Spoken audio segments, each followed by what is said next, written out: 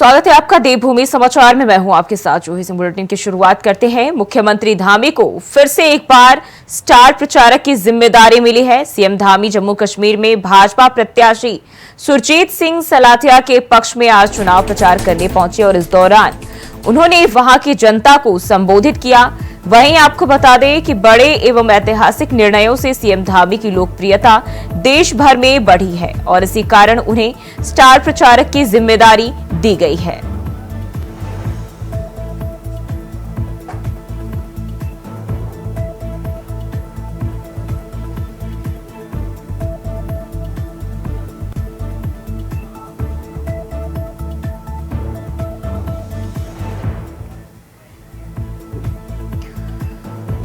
तो जम्मू कश्मीर सीएम धामी पहुंचे और यहां स्टार प्रचारक की जिम्मेदारी उन्हें दिया गया है। बीजेपी प्रत्याशी के लिए प्रचार किया। जम्मू कश्मीर विधानसभा के सांबा विधानसभा में आज भाई सुरजीत सिंह सलाथिया जी के इस नामांकन रैली और आज के भव्य रोड शो कार्यक्रम के बाद आप सबके बीच में अभी आपने जिनका संबोधन सुना, भारतीय जनता पार्टी के राष्ट्रीय महासचिव, जम्मू और कश्मीर के प्रभारी, जिन्होंने यहां संगठन को गांव-गांव तक पहुंचाने का काम किया है और आज हमारे प्रधानमंत्री आदरणीय मोदी जी के नेतृत्व में इतना अपार जनसमूह जगह जगह पर एकत्र हो रहा है। ऐसे आदरणीय तरुण चुग जी, हमारे यहाँ के प्रत्याशी और जिनका एक बहुत लंबा राजनीतिक अनुभव है। अभी मैं पूछ रहा था 1983 में पहली बार आपने चुनाव में खड़े हुए थे, तब से लेकर अनवरत रूप से अभी मैं देख रहा था जैसे जैसे उनके हम लोग रोड शो में शामिल थे, जगह जगह पर सिलेतिया साहब जिंदाबाद, सिलेतिया साहब जिंदाबाद, सिलेतिया साहब जिंदाबाद। छोटे बड़े, माताएं बहनें, बड़े बुजुर्ग सब एक साथ बोल रहे हैं। आप सबके अत्यंत ही प्रिय सुरजीत सिंह सलाथिया जी, भारतीय जनता पार्टी के जिलाध्यक्ष श्री अमर सिंह जी, मेरे साथ उत्तराखंड सरकार में श्री विनय रोहला जी, कार्यक्रम के प्रभारी श्री विकास सबियाल जी, प्रभारी विधानसभा सांबा अनिल दुबे जी, बीडीसी मेंबर सुरेश कुमार जी, करतार चंद जी, रमेश चंद जी, सुदर्शन सिंह जी, अवतार सिंह जी, राष्ट्रीय सचिव विषम मोर्चा ऋषि पाल वर्मा जी, पूर्व जिलाध्यक्ष सांबा जगबीर सिंह जी एवं कार्यक्रम में उपस्थित भारतीय जनता पार्टी के सभी हमारे पदाधिकारीगण, सभी हमारे मंडलों के अध्यक्ष और इस कार्यक्रम में बड़ी संख्या में पधारे मेरे सांबा क्षेत्र के सभी बड़े बुजुर्ग, सभी उपस्थित माताएं बहनें, मेरे सभी नौजवान साथियों, उपस्थित मीडिया के हमारे पत्रकार मित्रों एवं छायाकार बंधुओं, मैं सबसे पहले तो आप सब इतनी विशाल जनसभा में उपस्थित हुए हैं, मैं आप सबका देवभूमि उत्तराखंड के मुख्य सेवक के रूप में आप सबका अपनी ओर से स्वागत करता हूं, आप सबका अभिनंदन करता हूं, आप सबको प्रणाम करता हूं कि इतनी बड़ी संख्या में आपने आज सलाथिया साहब को अपना समर्थन दिया। रास्ते भर हमारा और साथ में तरुण चुग जी का भी आप सबने हृदय से फूल मालाओं से जो स्वागत किया है, जो अभिनंदन किया है, मैं भी आपका हाथ जोड़कर अभिनंदन करता हूं, स्वागत करता हूं। भाइयों बहनों, मैं चीची माता की इस पवित्र भूमि को प्रणाम करता हूं। भाइयों बहनों, देवभूमि उत्तराखंड जिस प्रकार वीर सैनिकों और बलिदानियों की भूमि है, पूरे अभी तरुण जी कह रहे थे कि आज इन सीमावर्ती क्षेत्रों का, इस सीमांत क्षेत्रों का, इन बॉर्डरों पर आज सुरक्षा के प्रहरी के रूप में उत्तराखंड के सैनिक बहुत बड़ी संख्या में देश की सेवा में, देश के कोने कोने पर हर देश की सुरक्षा में तैनात है। उसी प्रकार से सांबा की इस महान भूमि ने भी मां भारती की सेवा में अनेक वीर योद्धा समर्पित किए हैं। ऐसे वीरों और सूरवीरों की भूमि को भी मैं दोनों हाथ जोड़कर शीश नवाकर प्रणाम करता हूं। भाइयों बहनों, मुझे आज इस अवसर पर पंडित प्रेमनाथ डोगरा जी, प्रथम वीरता पुरस्कार विजेता ब्रिगेडियर राजेंद्र सिंह जी को भी मैं नमन करता हूं। साथ ही नानक चक की बेटी स्वर्गीय श्रीमती रजनीवाला जी को भी अपनी श्रद्धांजलि अर्पित करता हूं। और सच बताऊं तो बहुत ज्यादा चूंकि बोलना इसलिए नहीं है कि तरुण जी मुझे देख भी रहे हैं, अभी दूसरे कार्यक्रम में भी हम लोगों को जाना है।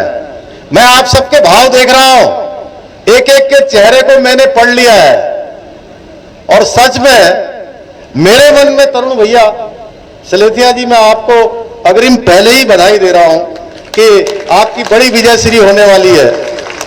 और मेरे मन में इतना भी संशय नहीं है, 0.01% का भी, आप लोगों का ये उत्साह देखकर, आप लोगों की ऊर्जा देखकर कि भारी बहुमत से हम सांबा की इस विधानसभा सीट को जीतने वाले हैं।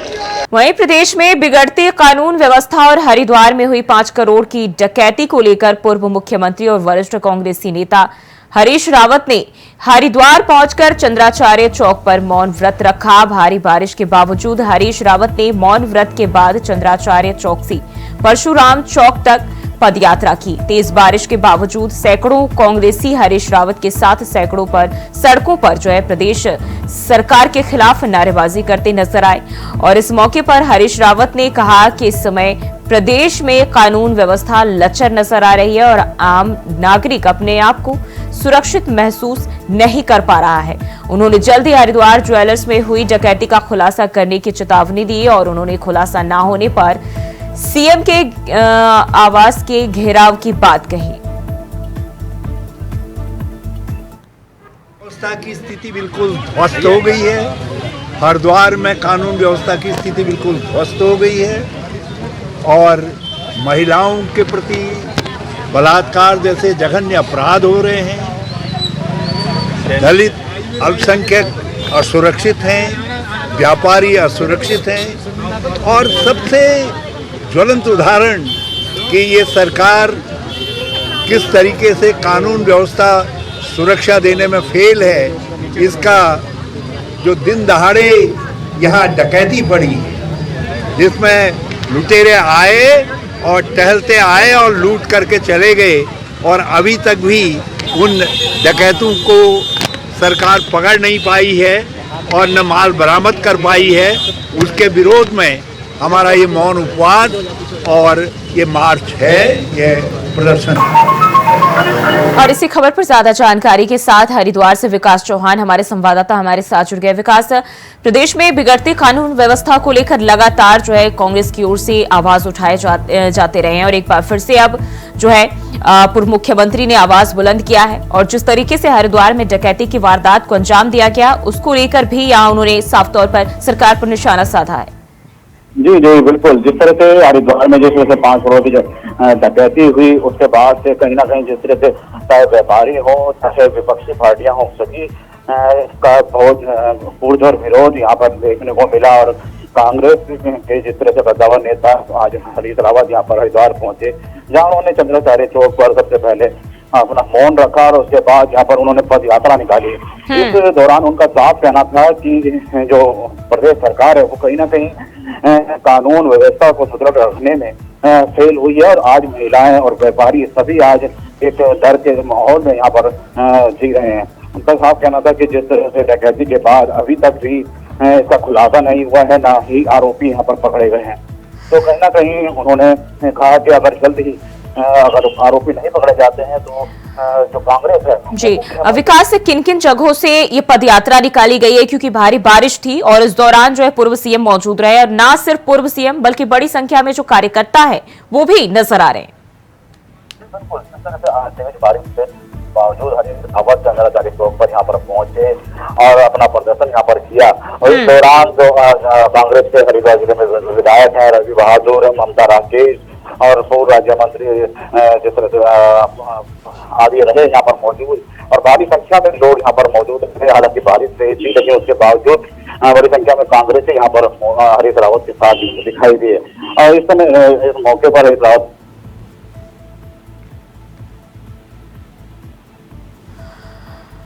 लगता है संपर्क टूट गया, फिर से जोड़ने की कोशिश करेंगे। तो जिस तरीके से हम देखें कानून व्यवस्था लचर है और इसको लेकर सरकार पर निशाना साधा पूर्व सीएम ने और कहा कि आम नागरिक जो है वो अपने आप को सुरक्षित महसूस नहीं कर रहा है और प्रदेश में कानून व्यवस्था बेहद लचर स्थिति में है। और इसी को लेकर ये पदयात्रा निकाली गई, जहां भारी बारिश के बीच जो है पूर्व सीएम यहां पदयात्रा करते दिखे और उनके साथ साथ बड़ी संख्या में जो कांग्रेस के अन्य कार्यकर्ता हैं वो भी नजर आए।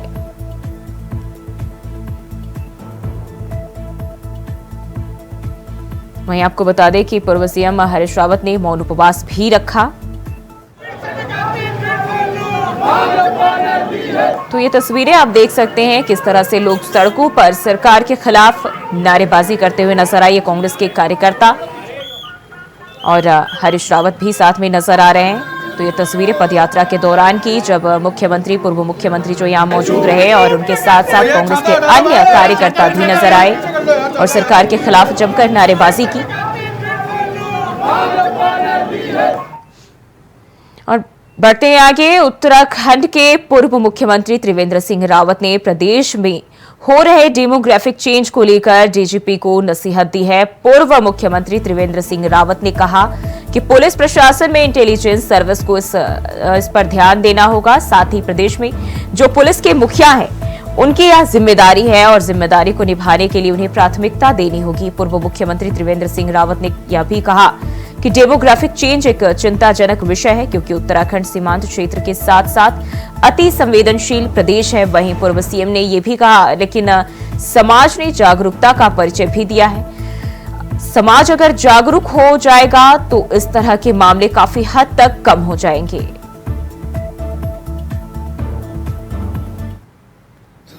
चिंताजनक है और उत्तराखंड तो वैसे भी अति संवेदनशील है, सीमांत क्षेत्र है और जिस तरह की घटनाएं सामने आ रही हैं वो सभी जो प्रबुद्ध लोग हैं और जिनकी जिम्मेदारी है उन सभी को उसने चिंतित किया है।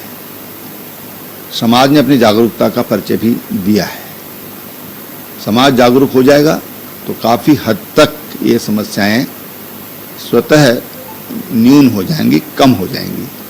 तो पहली चीज़ है कि समाज की जो जागरूकता है वो बहुत ज़रूरी है और पुलिस प्रशासन जो हमारी इंटेलिजेंस सर्विसेज हैं उनको इस पर ध्यान देना होगा।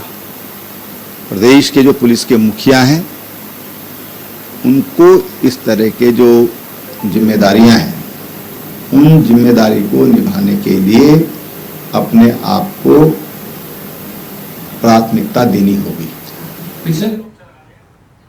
बढ़ते आगे, रामनगर के साथ साथ कोटद्वार में भी लगातार बारिश का कहर जारी है। मौसम विभाग ने पहले ही अलर्ट जारी कर चेताया था कि 3 दिन लगातार भारी बारिश होने की संभावना है। वहीं कल देर रात से ही लगातार बारिश हो रही है, जिसकी वजह से जगह जगह लैंडस्लाइड भी हो गई और कई रास्ते बंद हो गए हैं। वहीं केदारनाथ के पहाड़ों में हो रही बारिश के बाद ठंड भी लौट आई है। केदारनाथ धाम, बद्रीनाथ धाम, हेमकुंड साहिब की ऊंची चोटियों पर बर्फबारी भी शुरू हो गई है। चारों धामों में और ऊंची चोटियों में हुई बर्फबारी से अचानक ठंड बढ़ गई है। साथ ही बता दें, मौसम विभाग ने नैनीताल जिले में बारिश का रेड अलर्ट घोषित किया, जिसके बाद बीती रात से लगातार हो रही बारिश से नदी नालों का जलस्तर बढ़ गया है। प्रशासन अलर्ट मोड पर नजर आ रही है। बारिश के अलर्ट को देखते हुए नैनीताल जिलाधिकारी ने आंगनबाड़ी से लेकर 12वीं तक के स्कूलों में छुट्टी भी घोषित कर दी थी।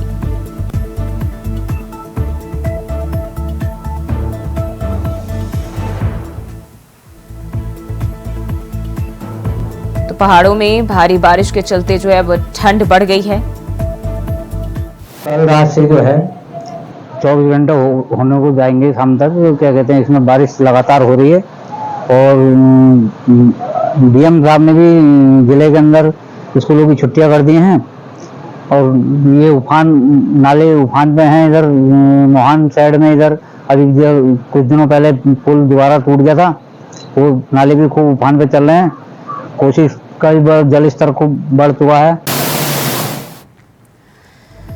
तो लगातार जो है भारी बारिश का कहर जारी है और कोटद्वार में भी बारिश ने अपना कहर बरपा रखा है।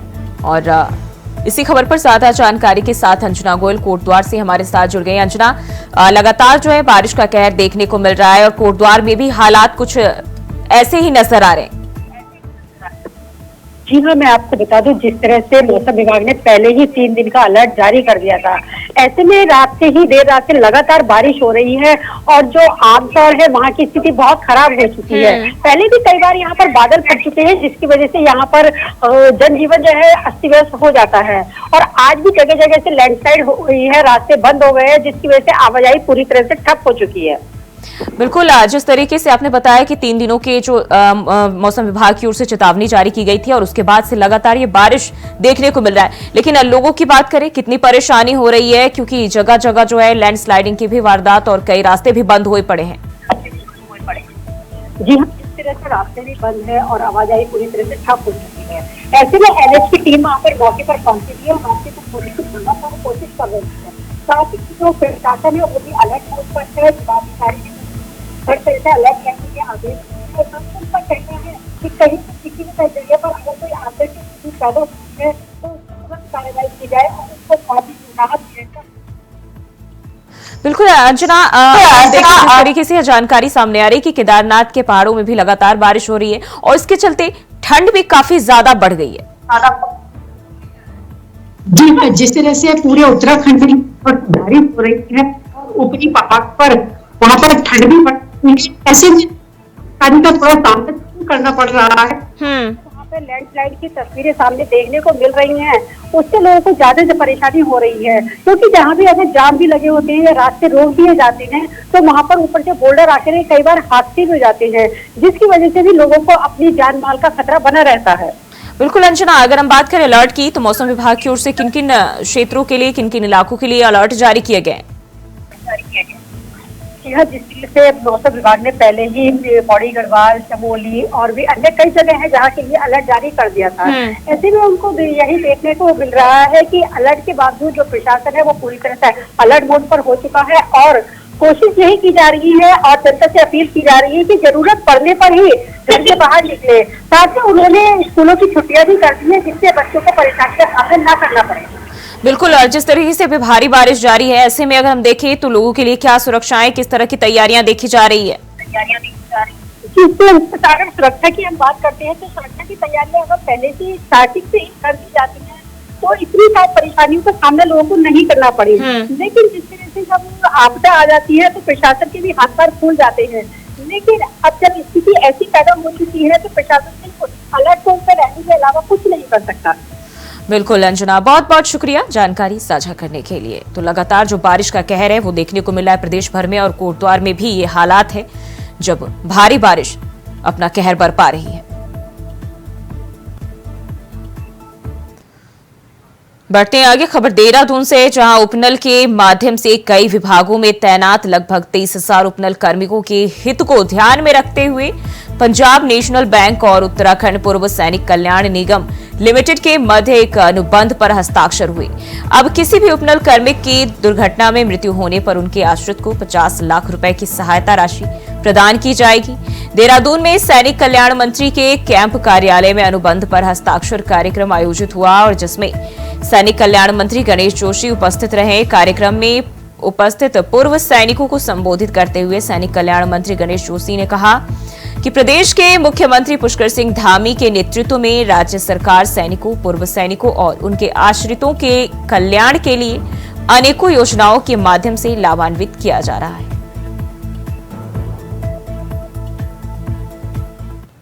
उपनल का गठन पूर्व सैनिक व उनके आश्रितों को रोजगार देने के लिए हुआ। आज उपनल के माध्यम से 22,500 से अधिक लोग प्रदेश में व देश के अन्य भागों में अपनी सेवाएं दे रहे हैं। भगवान का करे किसी के साथ कोई दुर्घटना हो जाए।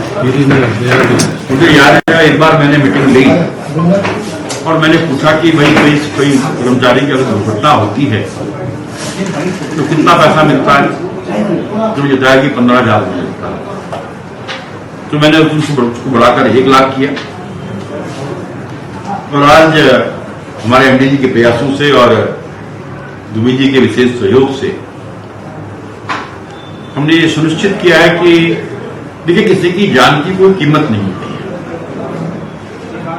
लेकिन इस कष्ट के समय में अगर कुछ राहत राशि उसको मिलती है तो एक बहुत बड़ा सहारा होता है। उसको लगता है कि डिपार्टमेंट, सरकार उसके साथ खड़ी है। इससे अभियोग होने के बाद 50 लाख का जो इंश्योरेंस हुआ है उस दुर्घटना में उस व्यक्ति के परिवार परिजन को उसको मिलेगा।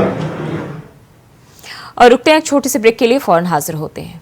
ब्रेक के बाद स्वागत है आपका। बढ़ते हैं खबरों की ओर। खबर हल्द्वानी से है, जहां नैनीताल दुग्ध संघ के अध्यक्ष मुकेश बोरा के खिलाफ पुलिस ने कार्रवाई की है। हल्द्वानी के मुखानी और मुक्तेश्वर क्षेत्र स्थित घर में चस्पा नोटिस किया गया है। पुलिस ने ढोल नगाड़ों से मुनादी कर क्षेत्र के लोगों को जानकारी दी। मुकेश बोरा पर विधवा महिला से दुष्कर्म और पॉक्सो एक्ट में मुकदमा दर्ज किया गया है। आपको बता दें कि दुष्कर्म का मामला दर्ज होने के बाद से ही मुकेश बोरा जो है वो फरार चल रहा है।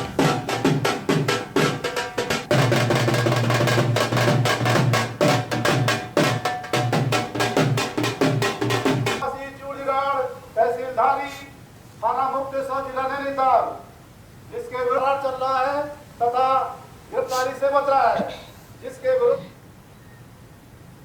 और बढ़ते हैं आगे। देहरादून के घंटाघर की तारें और पैनल चोरी होने के मामले में पुलिस जांच में बड़ा खुलासा हुआ है। दरअसल पुलिस की जांच में पता चला है कि घंटाघर से कोई भी सामान चोरी नहीं हुआ है, जिसके बाद इस मामले में लाइन हाजिर किए गए चौकी इंचार्ज की भी चौकी में वापसी हो गई है। एसएसपी अजय सिंह ने बताया कि मौके पर चोरी की वारदात नहीं हुई, बल्कि पावर सप्लाई से जुड़े तार काटे गए हैं। बताया जा रहा है कि इस घटना में मुकदमा दर्ज किया गया है। आपको बता दें कि घंटाघर पर घड़ी और फव्वारे कई दिनों से बंद थे, जिसके बाद यह मामला पूरे शहर में चर्चा का विषय बना हुआ है। कई दिन पहले इस मामले में नगर निगम ने शहर कोतवाली में चोरी का केस दर्ज कराया था, जिसके बाद एसएसपी अजय सिंह ने धारा चौकी इंचार्ज हर्ष अरोड़ा को वायरलेस सेट पर आदेश करते लाइन हाजिर कर दिया था। कल शाम को धारा चौकी पर नगर निगम के अधिशासी अभियंता द्वारा एक शिकायत दी गई थी, जिसमें यह बताया गया था कि घंटाघर पर जो सुई है उस पर कहीं ना कहीं छेड़छाड़ करके कुछ सामान ऐसा किया गया जिससे कि वहां पर घड़ी भी रुक गई है और उसकी संभावना, चोरी होने की संभावना व्यक्त की गई थी। जिसके आधार पर जो जांच प्रार्थना पत्र था वो रिसीव कर लिया गया था, क्योंकि मामला घंटाघर पे मेन सिटी के शहर के बीच का प्रकरण था। और इसको देखते हुए आज जो है सुबह प्रातः नगर निगम के टीम, पुलिस की टीम और एफएसएल टीम को बुलाया गया था और पूरा परीक्षण कराया गया। परीक्षण रिपोर्ट के आधार पर यह पता चला कि वहां पर घंटाघर में जाने के 4 इसमें दरवाजे, इसमें 3 दरवाजे परमानेंट लॉक रहते हैं और एक दरवाजा जो डबल लॉक है, जिसमें पहले बाहर चैनल लगा हुआ है, उसके अंदर भी एक दरवाजा है जिसमें दरवाजा लगा हुआ है और दोनों चैनल गेट और दरवाजा इंटैक्ट पाए गए। साथ ही साथ जो 3 अन्य परमानेंट क्लोज दरवाजे थे वो भी बंद पाए गए। पूरी फोरेंसिक जांच और समस्त संयुक्त टीम द्वारा निरीक्षण पर पाया गया कि जितने भी सामान वहाँ पर थे, इन्वर्टर, बैटरी या जो अन्य जो कीमती सामान थे, वो सभी कुछ वहाँ पर एज इट इज पाए गए। उनके साथ कहीं कोई छेड़छाड़ या कोई चोरी की बात नहीं पाई गई, जिसके द्वारा पूरा इंस्टॉलेशन किया गया था। उस व्यक्ति को भी बुलाकर वहाँ पर निरीक्षण कराया गया। उसके द्वारा बताया गया जितनी भी बैटरी और आवश्यक उपकरण है वो सभी मौजूद है, चूंकि इंस्टॉलेशन उसके द्वारा किया गया था। और बढ़ते हैं आगे। खबर हरिद्वार से है, जहां ज्वालापुर कोतवाली क्षेत्र में ज्वेलर्स की दुकान में दिन दहाड़े हुई लूट के बाद जिले भर में पुलिस ने सघन चेकिंग अभियान तेज कर दिया है। वरिष्ठ पुलिस अधीक्षक प्रमेंद्र डोभाल ने जिले के सभी थाना और चौकी प्रभारियों को विशेष दिशा निर्देश दिए। पुलिस अब गली मोहल्लों में रहने वाले लोगों का सत्यापन अभियान चला रही है। इसके साथ ही सड़कों पर उतरकर संदिग्ध व्यक्तियों से पूछताछ और वाहनों की चेकिंग भी की जा रही है। इस संदर्भ में जानकारी देते हुए एसपी जितेंद्र मेहरा ने बताया कि भीड़भाड़ वाले क्षेत्रों में पुलिस की तैनाती बढ़ा दी गई है। सभी संदिग्ध लोगों को चेक कर रहे हैं और अलग अलग तरह के चेकिंग अभियान चलाए जा रहे हैं, जैसे बैंकिंग, फाइनेंशियल इंस्टीट्यूट में हमारे चीफ ऑफिसर वाले जाते हैं, थानेदार जाते हैं, फिर हम भी क्रॉस चेक करने जाते हैं, ज्वेलरी शॉप पे भी जाते हैं। इसके अलावा रात्रि गश्त कर रहे हैं, मॉर्निंग गश्त कर रहे हैं, जो मॉर्निंग वॉक पे जाते हैं उनको भी जागरूक किया जाता है। तो पुलिस की प्रेजेंस को दिखाया जा रहा है और पहले भी होती थी, अभी थोड़ी और ज्यादा हो रही है, ताकि लोगों को विश्वास रहे। और हमारे एसएचओ, बीट कांस्टेबल्स और हम खुद जाते हैं, सत्यापन अभियान भी चलाया जा रहा है। तो अलग, ये काफी व्यापक लेवल पे चलाया जा रहा है, अलग अलग तरह के लोगों को सत्यापित किया जा रहा है। इसके अलावा हम काफी चालान कर रहे हैं मोटर व्हीकल एक्ट के भी, और जो शराब पी के आते हैं उन सबका बिना नंबर प्लेट, बिना हेलमेट, ट्रिपल राइडिंग, अलग अलग तरीके के हम चालान कर रहे हैं। और इसके साथ ही कहीं ना कहीं एक तरह से जागरूकता भी हम अभियान चला रहे हैं, जिसके तहत लोगों को जागरूक किया जा सके और उनके साथ आपराधिक घटनाएं कम हो। और जो भी संदिग्ध होता है, अलग अलग तरीके से उनको चिन्हित करके और उनको चेक किया जाए। बिल्कुल, अगर स्कूटर होंगे या फिर कैमरे होंगे, तो ये सब क्राइम के रोकथाम और अनावरण अलग अलग तरीके से यूज किए जाते हैं। तो इससे डेफिनेटली लाभ मिलेगा और मुझे पूरा यकीन है कि ये आने वाले। और देहरादून के खुलेआम शराब पीने वालों के खिलाफ अभियान जो है वो जारी है। देहरादून पुलिस का सार्वजनिक स्थानों पर शराब ठेकों के बाहर और सड़क किनारे वाहनों में शराब पीने वाले 305 शराबियों के खिलाफ दून पुलिस ने कार्रवाई की है। पुलिस एक्ट के तहत कार्रवाई करते हुए 93,000 से ज्यादा का चालान किया गया। सार्वजनिक स्थानों में शराब पीने वालों के खिलाफ पुलिस ने लगातार कार्रवाई करते हुए सख्त हिदायत दी है। पुलिस द्वारा जनपद के नगर और देहात क्षेत्र में व्यापक स्तर पर चेकिंग अभियान चलाया जा रहा है। अभियान के दौरान पुलिस द्वारा सभी थाना क्षेत्रों में शराब ठेकों के बाहर, अन्य सार्वजनिक जगहों, सड़क किनारे वाहनों में शराब पीने वालों के खिलाफ कार्रवाई की जा रही है।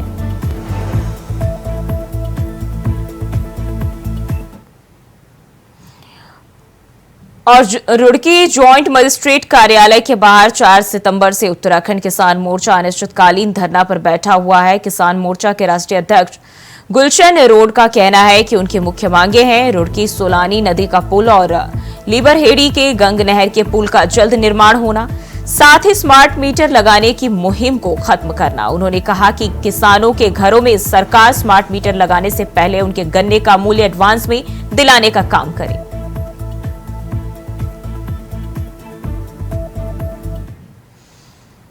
और खबर काशीपुर से है, जहां देवी जागरण के दौरान छत की दीवार गिरने से 2 साल के बच्चे समेत 1 दर्जन महिलाएं घायल हो गई। सभी को राजकीय चिकित्सालय में भर्ती कराया गया, जहां 4 महिलाओं की हालत गंभीर होने पर उन्हें रेफर कर दिया गया है। सभी घायलों को तुरंत ही राजकीय चिकित्सालय लाया गया, जहां महिलाओं को रेफर कर दिया गया है।